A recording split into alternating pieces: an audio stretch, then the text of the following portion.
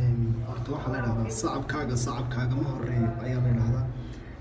Horyaal waa socotay alxamdulilah.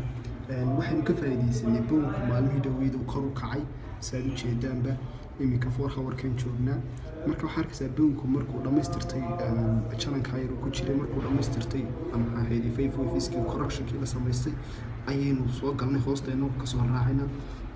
waxaynu ka haynaana waxa weeyaan oo ilaa 500 oo big wax gaari ayaan daba soconnaa. iminkana interin labaad baa ka galnay waan haynaa boonka.